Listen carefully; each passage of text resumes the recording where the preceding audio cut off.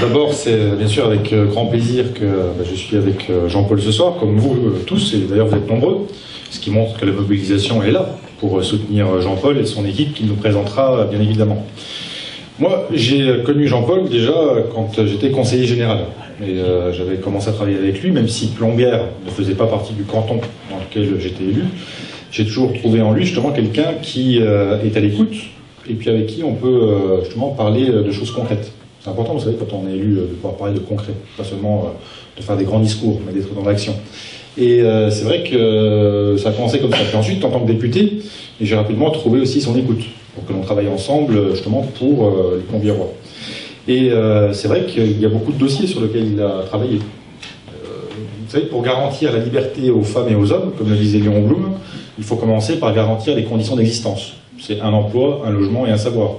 L'emploi, c'est pas la compétence de la commune, mais j'y reviendrai, on peut faire des choses. Le logement, ça en fait partie, bien évidemment. Je sais que des fois il y a des débats, c'est normal.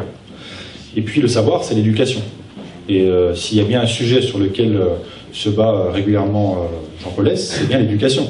Quand il y a eu des menaces de fermeture de classe, quand il a fallu engager les travaux aussi pour les écoles.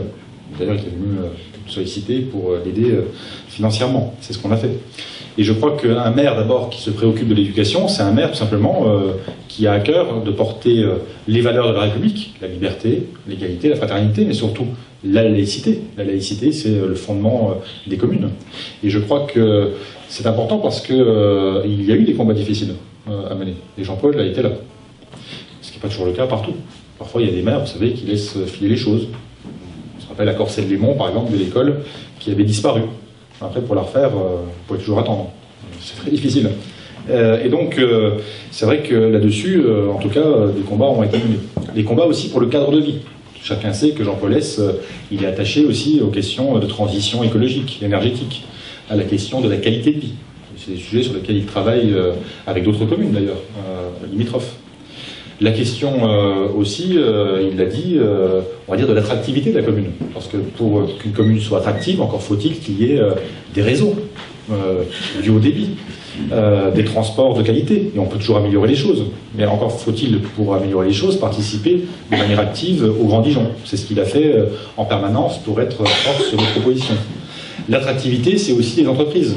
On sait qu'il y a des grandes entreprises, vous savez, qui ont une logique purement financière, qui licencient. Qui veulent licencier, Parker, TRW ou d'autres groupes. Je me rappelle même avoir rencontré ici des ouvriers d'Air Idriss qui ont été frappés par l'injustice. Eh bien, face à ça, il y a d'autres modèles. Il y a les TPE, les PME qui sont dans nos territoires. Il y a l'économie sociale et solidaire aussi. Et là aussi, c'est un sujet dont votre maire, justement, est particulièrement spécialiste. L'économie sociale et solidaire, elle crée près de 10% des emplois aujourd'hui dans notre pays, dans notre département et dans l'agglomération, ce qui n'est pas rien. Et donc ça me ramène aussi à la vie associative. Je rencontre régulièrement Jean-Paul Hess aussi dans les assemblées générales. Récemment les pêcheurs, par exemple. Mais d'autres aussi. Et la vie associative, c'est le vivre ensemble, c'est le cœur de la commune. Et je crois que pour rassembler, justement, il faut avoir un maire qui soit en capacité à la fois d'écouter, bien sûr, tous les acteurs économiques, les commerçants aussi, mais en même temps aussi tous ceux qui font le vivre ensemble et qui le fondent, c'est-à-dire en fait les acteurs de la citoyenneté dans la commune, et notamment les associations. Et je crois que c'est là aussi qu'il y a une dynamique qui est créée et qui a été créée lors de ce mandat. Maintenant, il faut qu'elle continue, il faut qu'elle s'amplifie. Mais pour cela, il faut aussi être en capacité de rassembler. Et c'est fait ce soir. Emmanuel Debos est présent, que je salue, lui aussi, qui a de grandes spécialités, notamment celle de la santé. Et on en discute régulièrement, notamment sur des sujets à venir. Mais c'est vrai que l'équipe est rassemblée. Puis je vois ici aussi des élus qui ont travaillé tout au long du mandat. Puis il y aura forcément des nouveaux aussi sur cette liste. Mais je crois qu'il faut justement un maire qui soit en capacité de rassembler, c'est le cas. Un maire qui soit en capacité aussi de se projeter dans l'avenir et de se battre justement pour ses habitants, mais de ne pas dénigrer la commune. Parce qu'il n'y a rien de pire que ceux qui dénigrent en fait contre la commune. Pourquoi ? Quand certains disent, ce que j'ai cru comprendre, que la commune de Plombières votait son budget en déficit. C'est impossible. Parce que si une commune votait son budget en déficit, en fait, elle serait tout simplement sous tutelle de l'État. Donc, comme le disait Jean Jaurès, je regarde Titus qui est au fond un artiste qui aime bien Jean Jaurès, comme le disait Jean Jaurès, il faut savoir lutter contre la loi du mensonge triomphant qui passe.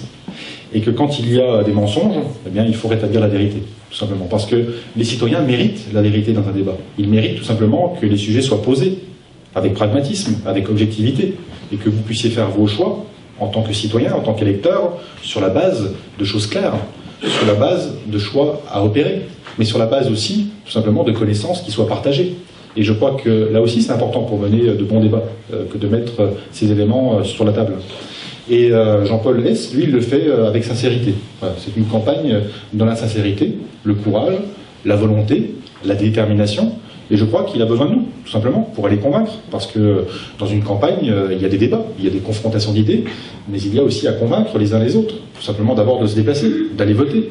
Et puis en même temps d'accompagner. Parce qu'après l'élection, bah, c'est là que le travail commence. Parce que le travail commence aussi dans la participation. On dit oui, mais certains projets ils pourraient être imposés. Maintenant, justement, si ils n'ont pas été réalisés, c'est justement parce qu'ils n'ont pas été imposés. Et donc, il faut travailler, continuer à travailler tous ces éléments dans la participation avec les habitants. Et c'est ce qui se fait. Et tant mieux, d'ailleurs. On ne peut pas reprocher cela. Je crois que parfois, il faut du temps pour faire des projets. Et puis parfois, il y a des confrontations. Parfois, il faut les approfondir. Parfois, il faut les améliorer. Et je crois que c'est ce à quoi à cœur Jean-Paul, parce qu'il m'en parle souvent. Et donc moi, ce que je souhaite, justement, pour cette campagne, et moi, je viens en toute simplicité en tant que citoyen aussi ce soir, pour apporter mon soutien à Jean-Paul, et je serai à ses côtés dans cette campagne, pour justement être disponible quand il le faudra avec toute son équipe, pour tout simplement faire en sorte qu'à Plombières-les-Dijon, eh bien, on puisse continuer et amplifier le travail pour le vivre ensemble, pour la citoyenneté, pour la solidarité aussi entre les générations, avec ce bel équipement qui a été réalisé et cette belle structure qui a été réalisée, qui permet justement à tous les âges de pouvoir vivre ensemble, de pouvoir accompagner la perte d'autonomie. Eh bien, il n'y a pas beaucoup de villes qui font cela dans notre département, il y en a, mais il y a aussi Plombières. Et je crois que les habitants, ils peuvent être fiers justement de cela. Mais maintenant, il faut continuer ce travail, il faut l'amplifier, et pour l'amplifier, il faut du soutien. Parce qu'il n'y a pas, je crois, de belles réalisations sans soutien. On ne peut pas réaliser de grandes idées si elles ne sont pas partagées et soutenues. Et je crois que si l'on veut défendre de grandes idées pour Plombières, eh bien, il faut le faire avec des femmes et des hommes, avec Jean-Paul, mais aussi avec tous les citoyens qui accompagneront justement ce travail. Donc moi je tiens à dire, mobilisons-nous, voilà, mobilisons-nous aux côtés de Jean-Paul, faisons-le dans la bonne humeur, on va dire, dans, je crois, la sincérité, voilà, l'amitié aussi, et j'espère et je souhaite, et je n'en doute pas, qu'il y aura de bons résultats, parce que votre présence ce soir témoigne aussi, je crois, de votre engagement à ses côtés, et maintenant, comme on dit, au travail, mobilisons-nous, travaillons pour réussir avec Jean-Paul et avec son équipe qui nous présentera très prochainement. Merci.